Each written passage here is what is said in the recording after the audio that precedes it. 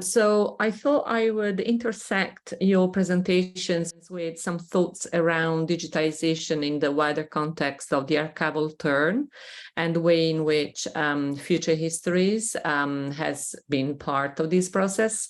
Now, archival turns in the arts and sciences in tandem with the expansion of digital economy have resulted in the emergence of the archive as one of the key concepts and objects of critical heritage studies in the 21st century. And I guess, you know, the presentations and the workshops that we are looking at today are precisely evidence of that. And within this context, research has shown that the activities promoted by performing arts archives in particular demonstrate that this engagement through arts and participation can positively impact on the articulation of individual and collective identities and cultural memories. So this is an added value that should be considered when we think about the performativity of the archive, but also the nature of these archives. And what in specifically performing archives have done has been to unlock the potential of the archive as being a place where knowledge is structured around process rather than the material, becoming a playground for experiencing and co-producing knowledge. Now, the relationship between, digital economy and global majority archives also needs to be seen within, obviously, a wider context of discrimination. And this is because, although digital competence has increased, and, obviously the workshop that you have been discussing today shows the incredible potential of, mastering these digital technologies. Unfortunately, we also have to acknowledge that, this is not necessarily reflected in the number of digital archive projects from global majority and indigenous people. And there are many reasons for that, but certainly one of them is, the financial status often of organizations. Now, if we look, for example, at the national portfolio organizations, those who are funded by bodies like the Arts Council England, we have research that shows that they are more digitally active, experience fewer barriers in accessing digital tools, have better access to skills in general, and they are more likely to be engaged in research and development activities, which obviously creates benefits. But the problem is that often vital information and vital archives are within organizations that do not benefit from these financial resources. And this is really a serious problem, because in super diverse cities in the global north, we know that there is a serious problem often in coming to terms with colonial histories, and access to archives, on the contrary, can be a fantastic way to reinforce social values of cooperation and cultural pride, and help recognizing and dealing with an often intolerant and violent past and present. So this disparity in financial resources, which is not often, which is not always, unfortunately, counteracted by digital competence, really needs to be addressed if we want to fully explore the potential of the archive as a place for transforming societies. Now, I will want to just say a few words about Future Histories Archives. Future Histories is an organization that has archived material related to African, Caribbean, and Asian performing arts in the UK. I co-founded Future Histories in 2001 with members of the Black Theatre Forum. And since then, we have developed pioneering projects. We were the first organization to actually collaborate with the National Archives to put catalogs online. And as a result, the Future Histories website currently hosts catalogs of, as I said, Black and Asian performing arts archives with more than 600 digitized archive documents, which cannot be found elsewhere. The Black Theatre Forum, the Black Theatre Cooperative, the Motiroti and Talawa Theatre Company catalogs are available online also through the National Archives. And we also created the first online exhibition on the legacy of the transatlantic slave trade in British performing arts. Now, the Trading Faces Recollecting Slavery was basically devised by Future Histories in 2007 as part of the commemoration of the bicentenary of the abolition of the Slave Trade Act. And thinking about the concept of critical fabulation, which was suggested earlier on today, I think really this project has contributed to that in many ways. First of all, we obviously have had archiving and cataloging of collections at the Victoria and Albert Museum that until then were not really open to the public. And certainly we have had the opportunity of exploring an immense variety of performing traditions in the UK that until then had not really been disseminated widely on the web. We also looked at training archivists and volunteers from the African diaspora, and this was again a very important thing to do back in the day when the number of archivists from the global majority was much lower in terms of numbers than today. We looked at creative dissemination and education also through our partners in the project. And what we did by creating this online exhibition was also really looking at narratives of slavery and the African aesthetic legacy through the theater and dance productions, but also connecting these resources with external resources. So looking at the interoperability of material held in mainstream institutions like the V&A and independent organizations like Future Histories, but also seeing how the web allows to put these resources in contextual dialogue with other material. At the same time, we were interested in contextualizing this project within a wider, if you want, critique of the neoliberal system that had benefited, obviously, from the capitalist and neoliberal system later, that had benefited from the transatlantic slave trade, and looking at ways also of exploring the human angle of these violent histories. And therefore, we created two film narratives of Black abolitionists, Equiano and Mary Prince, as testimonies of the transatlantic slave trade, and juxtaposed them to two narratives of contemporary people trapped in enforced labor and human trafficking. And this was a way of bringing a critical engagement with the socioeconomic continuities between the past and the present. The whole thing was done through a really in-depth process of consultation. We used the Inspiring Learning for All framework for planning, delivery, and evaluation of the project. And the consultation was vast. We involved artists, members of museum and heritage sector. We had consultation with peer groups within the academia, but also journalists, anti-slavery campaigners, and very importantly, consultation with young people in higher education. And the whole idea of designing this consultation process was to really respond to a very important provocation from Stuart Hall, where he says that far from being grounded in a mere recovery of the past, which is waiting to be found, and which when found will secure our sense of ourselves into eternity, identities are the name we give to the different ways we are positioned by and position ourselves within the narratives of the past. And so this dialogical encounter with the archive, with this processing these stories collectively, was actually our way of reimagining processes of cultural identity today in the UK.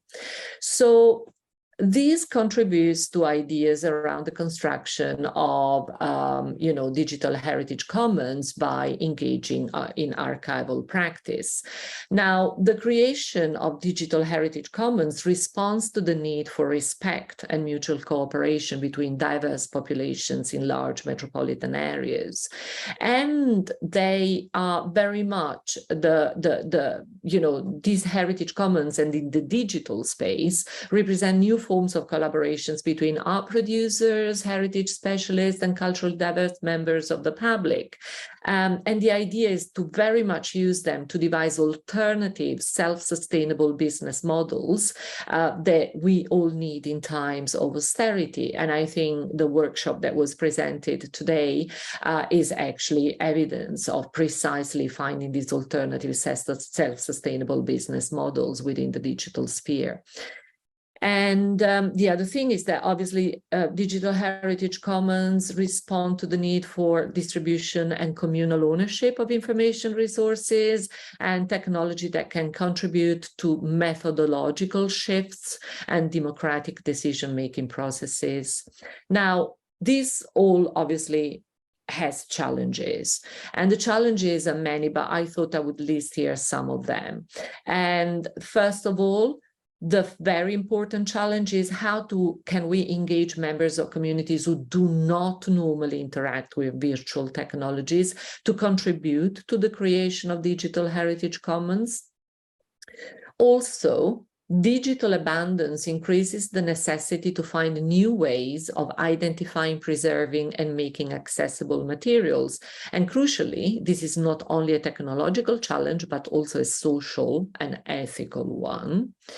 And then it is when we think about, creating these digital heritage commons, we have to make sure that we have equitable partnerships between community groups, mainstream institutions, which includes respect of intellectual property. And this is, again, something that was mentioned earlier.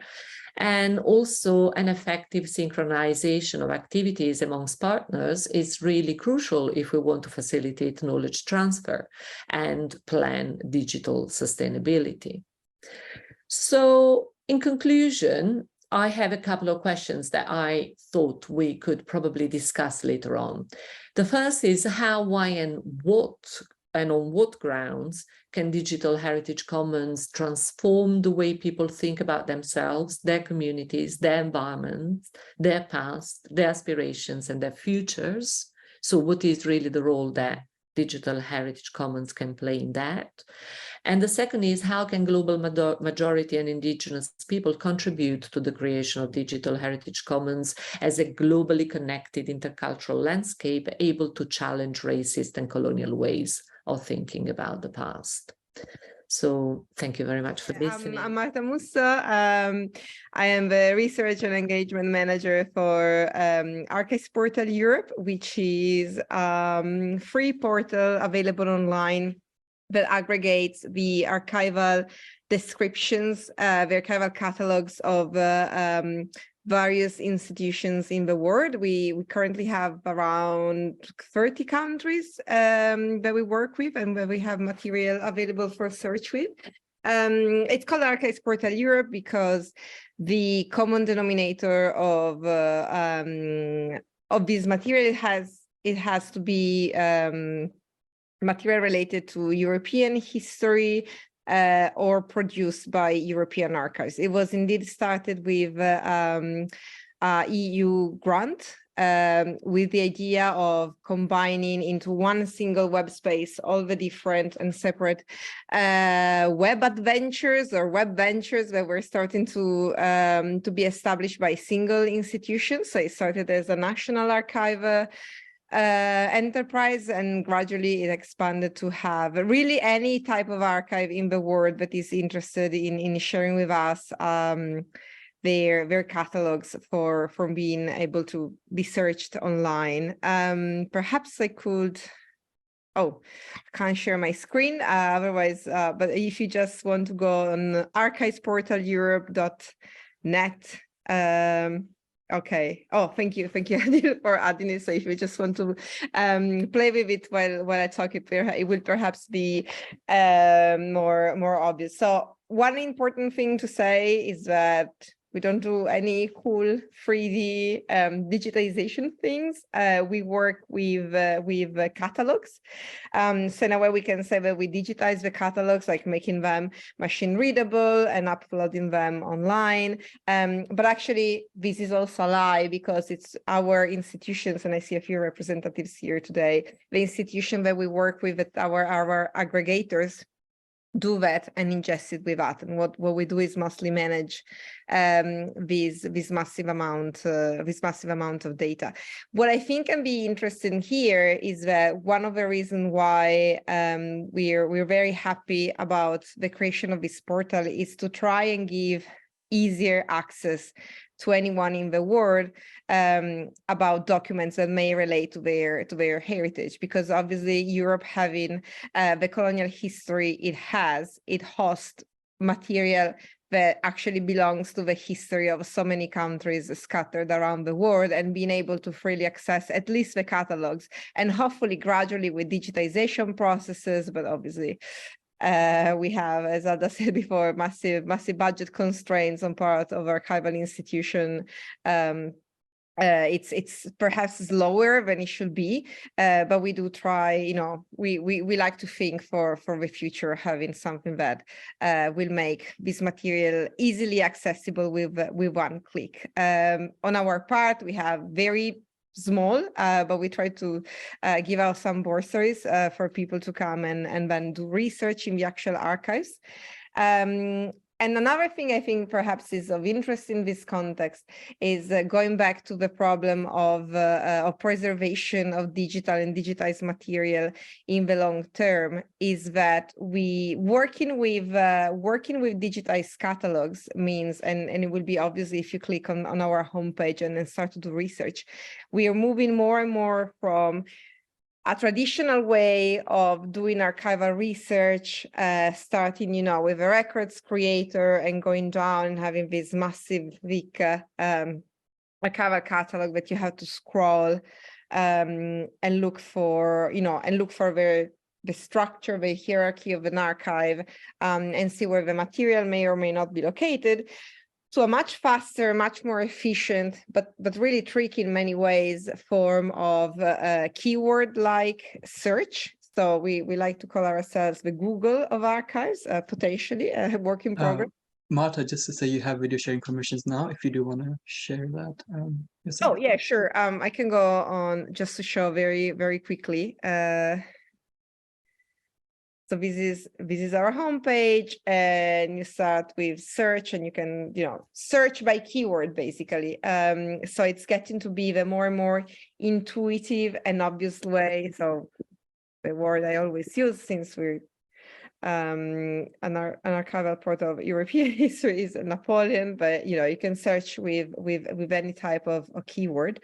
And so the problem here obviously becomes language, and what we do with language, and how we preserve archival descriptions in the future. And we are running a few projects, and actually the Anti-Colonial Archives Working Group is one of the groups where we discuss these. How do we preserve? How do we deal with offensive language in archival descriptions? And we have perhaps right now, at the moment, if you go on the homepage, you will see an exhibition that is dedicated to Romani history. and to look for documents related to Romani history in most of our catalogs, because they were created, from several centuries ago to 20 to 30, 40 years ago, is the word gypsy, which is obviously a slur in polite language, etc. But if you don't use it, you wouldn't be able to find a lot of this material, because this is the reality of how these documents were created and how they were catalogs, etc., etc. And I'm sort of like trying to make more neutral example in this case. But you can see that this is this can be very, very problematic. So we ran a few projects about how to deal with racist or discriminatory language. There is a project I'm not directly involved with, but my colleague Kerstin Arnold, he is, that's called The Bias, and it's about training a machine, training AI to detect, recognize, and inform about the usage of this slur. Because the reality is that outside any conversation about, you can call it woke if you want, but, outside any material about the importance of addressing these languages and contextualizing why you will find these words in our archival description, there's also a problem of going forward in time, in 50 to 100 years, language will evolve. And how do you still know how to find certain documents that will relate to a certain history that you don't want to get lost? Maybe actually you want to make it come forward also as a way of decolonizing historical discourse. But how do you do it in a context where certain words become prohibited and not used, and potentially then forgotten outside of a very strong realm of specialism? How to sort of like preserve them, in quote, even if they don't deserve to be preserved, maybe, but they're still needed to be able to search in our archive. So I think these are quite interesting open questions that I don't really have any answers about, but we're trying to reflect on them with a few projects, as I mentioned. And really, if anyone is interested in joining and contributing to these other projects, we are always looking for testers and various type of help. So please do get in touch. If I realize how to get back to the chat mode, I will leave my email address as well. But yeah, so this is it. Unfortunately, I have to say right now, because of the way the project was established originally, we have 90% of archives that are based in Europe, but we're trying to expand, and most importantly, we're trying to expand access to other extra-European countries. We do try to have something that is very easily accessible. Luckily, because we don't deal with digital objects that are very heavy, it's mostly text. You don't really need a big computer or a big internet connection to be able to access it. You can just do it from your mobile. And that's perhaps another way in which we're trying to make this material accessible everywhere. I'll stop here. But perhaps, yes, if anyone has ideas on how to solve maybe some of the open questions that I mentioned, it would be great. My name is Dorothy Seboa-Chagaba. I'm an academic researcher and lecturer at Makerere University. I'm also a Solon Lab fellow. I'm based here in the Global South. I'm happy to be here and talk about my work in the Solon Lab, my fellowship basically, briefly, and also how it engages with this. My fellowship basically examines technologies. I'm happy that Adi and let me be sure that I'm getting the names right. They talked about technologies, which I think is very relevant. I learned a lot from them, Sarah and Adi and Jadine, sorry for the names. So my fellowship basically talks about technologies, methodologies, and historicities of annotations through the lens of Solon's involvement in the local history of Jamaica and African slave trade. It looks at digitally mediated annotations that can support articulation of ignored and marginalized anti-colonial readings. And my focus is on the Specialist Guide to Solon's database. I'm looking at that historical hermeneutic lens and how I can use it to help me interpret the language of the Solon's ignored and marginalized anti-colonial readings. One of the other questions that I'm looking at is what platforms and technologies may be used in heritage or historical context to annotate archival documents in the global north and global south, and also how historicity and authenticity constructed by Solon's catalog with Jamaican references can be connected. And then I look at document Besson's land. The key aspects in relation to what we are looking at, maybe one of the questions that I found was something to do with digitization. Who funds the digitization of archives? I think that is very, very important. And who funds it? This has a very big influence on what is done and whose values are represented and which materials are archived. So I just got, as I was reading, I found an example of CAST in 2019, who noted that I think Alda talked about accessibility, was concerned about issues of accessibility. For example, accessibility in as far as digitized African history is concerned. She notes that she draws attention on significant non-contextual products, such as the oral histories, which are absent in the archives. When you look at the digital archives, the oral histories are absent in as far as it's concerned. So this brings about a lot of disparities of access and preservation, which I think was mentioned as one of the key concerns. And also when I look at Solon, particularly, there's a lot of omissions, there's a lot of exclusions, a lot of absences among the indigenous people. For example, you find that some objects or sources were coming from the East Indies, but they were given Western names. And they were given Western names and these are in connection to, which causes a loss of identity.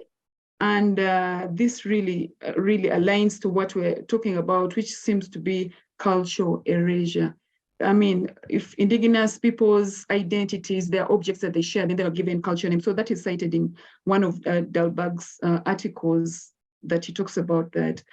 Also, one of the other things that we do note in the subject that we're looking at, for example, I'll also give an example of Solon. Solon talked about there was a lot of silence about the non-Europeans, such as the slaves, the traders. There's a lot of silence about them. And a lot of them were willing or unwillingly contributed to the collections, but they're not recorded. Their names are not recorded, but instead the Western names are recorded. So there's a lot of cultural erasure, even in the collections that are documented by Solon's catalogs. And there's also absence in the collections, a lot of what is spoken about to the inherent subjectivities in the data collected. There's a lot of subjectivity and documentation in the analogs.